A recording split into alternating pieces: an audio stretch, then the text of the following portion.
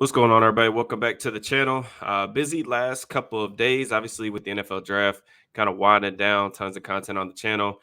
Been busy. It sounds like the Steelers have been even busier since the draft ended. Obviously, undrafted free agent season, but also putting in some work in terms of inquiring about some veteran wide receiver options.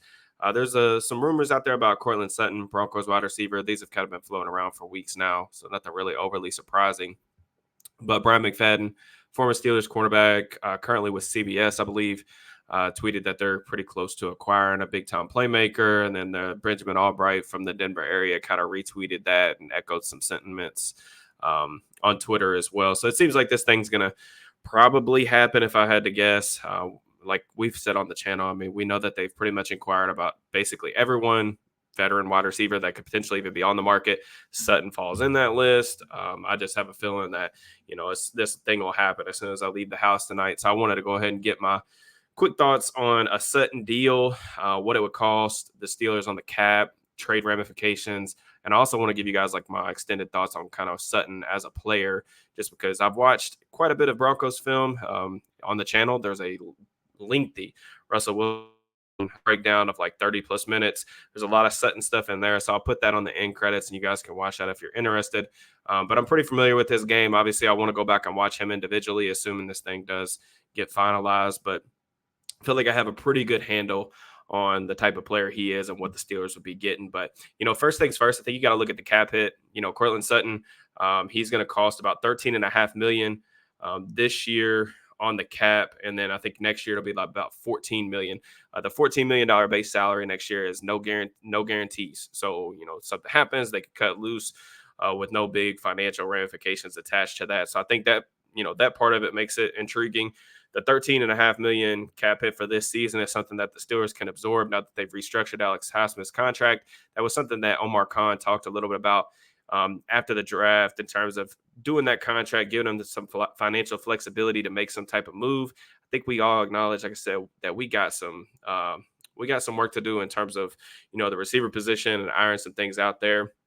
But they could definitely make it happen. In terms of the trade, what the return's going to be, I can't really say for sure. I mean, nothing's been reported just yet, but I would be really surprised if it was more than like the equivalent of like a day 3 pick for next year's draft, I would guess, or some type of pick swap or something like that. With Sutton having such a high cap hit for this season, and just with his age and some of the different factors we'll talk about, I can't see them getting like a really, really enticing return. A lot of the NFL teams that probably could have used him, got reinforcements in the draft, so they're probably not looking to make any moves right now as things currently stand. But, the Steelers probably, if I had to guess, some type of day 3 pick and then take in Sutton's contract, or, that's kind of the framework that I kind of imagine. But just some of my thoughts on Sutton.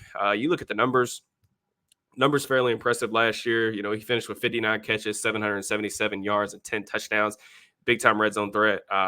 He 6% drop rate. It was a little bit high considering his career rate was around like 8.5.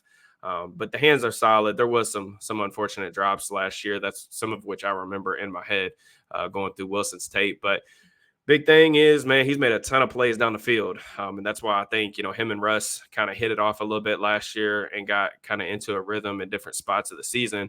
On throws over 20 plus yards down the field, he had 11 catches, 315 yards, 4 touchdowns. I believe 11 catches was like 12th or 13th in the entire NFL.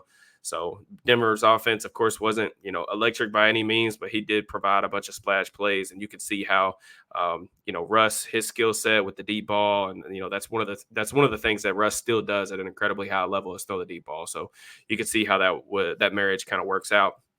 The other thing that's kind of intriguing with him is he did haul in 12 of his 21 contested catch chances. He has a career contested catch rate of 47%. Those are elite marks. Really, anytime you get over the 40%, 45% mark is when you're, scratching the elite territory in that regard. And, Sutton, he's been a guy that's been around for a while now. So he's got 8-9 year career, whatever it is now. So the fact that he sustained that level of production, it's not, there's nothing fluky about it. That just is what he is. Like, he's great with the ball in the air. Some of my other notes, just in terms of like film study, I went back and watched a game or two earlier today just to kind of get a little bit of a refresher because I figured this was probably going to be coming. But Longstrider, who eats up cushion versus off coverage, he does have a lot of X experience throughout his career, can handle press with physicality. That's the one thing about Denver. Like they had to pretty much have him play X. So that's one thing that I think is a benefit to the Steelers offense too, because as of right now, George Pickens X duties, and I have no qualms with putting him in that position. In fact, that'd probably still be my preference, even with Sutton coming over from Denver. But it does give you some interchangeable aspects to it, and also, in the event that Pickens went down, to right now that can handle anything resembling the X role. So I think that kind of gives you a little bit of a safeguard in that regard too. There are some things with Sutton's game that kind of overlaps with Pickens, which could be a good and a bad thing. Like I said, the contested catch experience, the ability to win the ball down the field. But in Denver, lots of non-routes, curls, slants on his resume, the typical X receiver kind of route profile. But in breakers, especially from tight splits, allow him to build up speed and make some big plays down the field. Those are something that Arthur Smith's offense, I think, does a pretty good job of, especially off play action, the wide zone stuff, getting him some explosive play chances where he can, like I said, use those long strides to get vertical and create explosives. Really advanced hand usage. He does a really good job keeping defenders off his frame. Doesn't mind playing with physicality. So one thing I like about him too, like he's really, really good in the red zone. He operates almost like a rebounder in basketball. Like he understands how to box out defenders. He can leap pretty well. He'll seek the ball out at the apex. Excellent hand-eye coordination. His hand-eye coordination and ability, in my opinion, to play through contact are both in the elite category. Some of the freaky plays that he made last year, just in terms of defenders draped all over him, has really, really strong hands, excellent sideline awareness.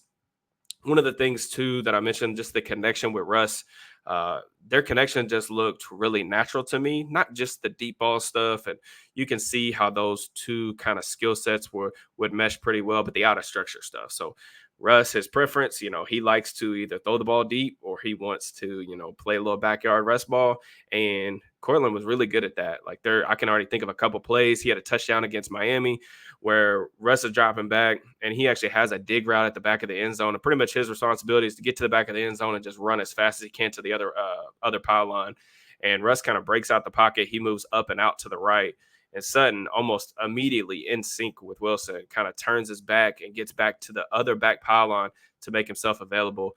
And he's a guy who natural hands catcher, but he just knows how to get himself open and make himself available to the quarterback.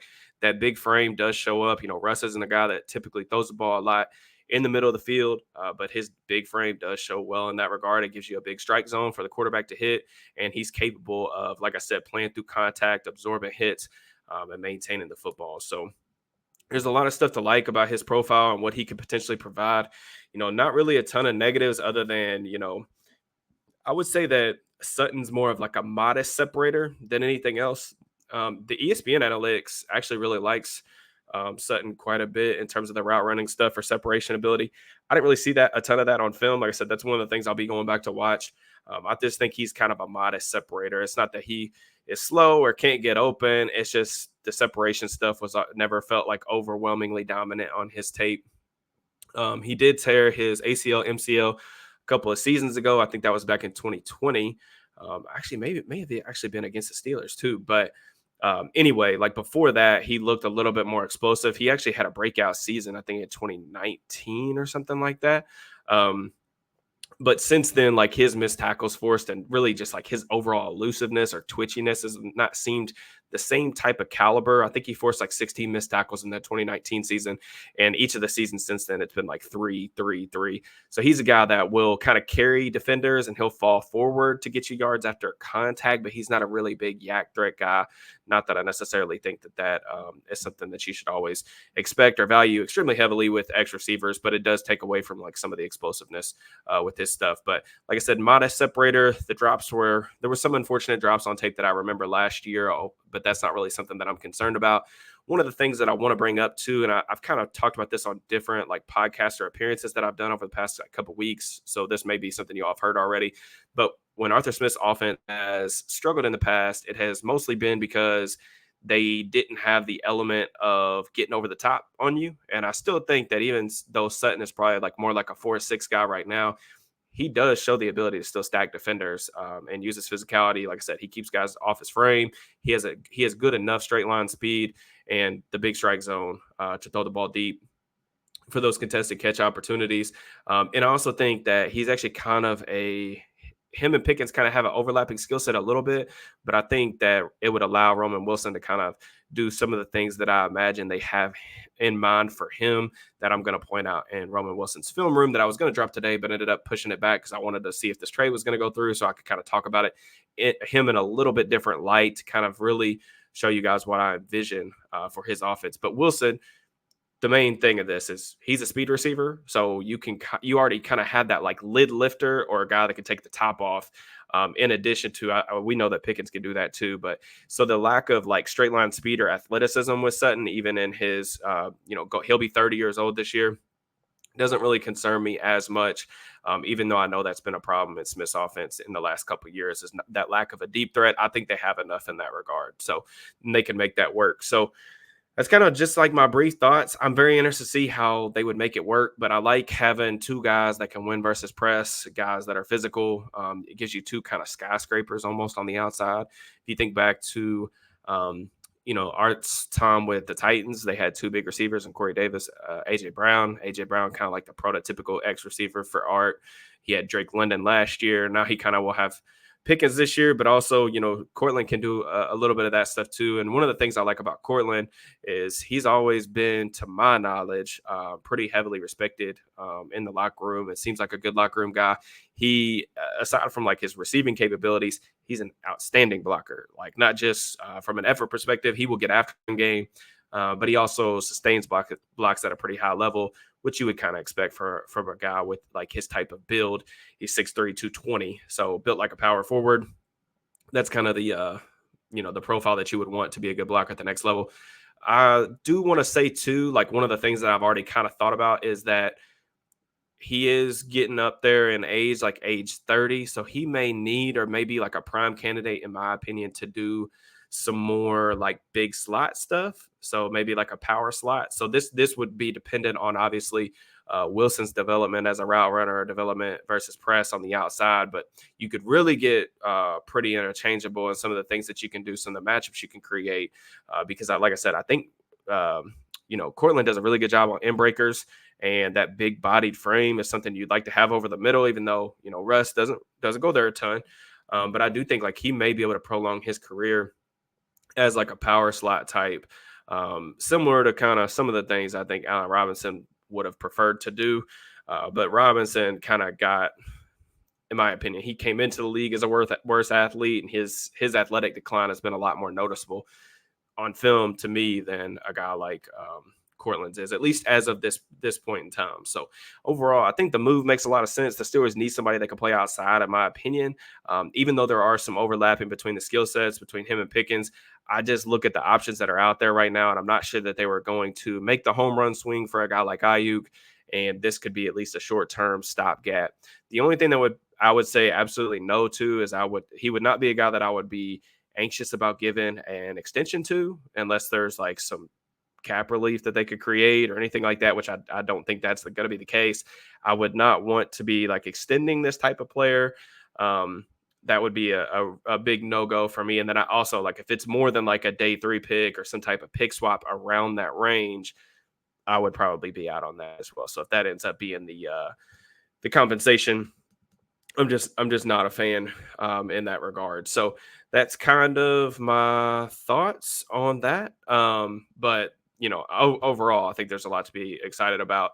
They had a hole, they had a need, and hopefully this is going to end up being what fills it. And, they can get on with, trying to find a slot corner, filling out some of these other needs across the roster. So I appreciate you guys watching the video. Hopefully you guys find that insight at least somewhat helpful.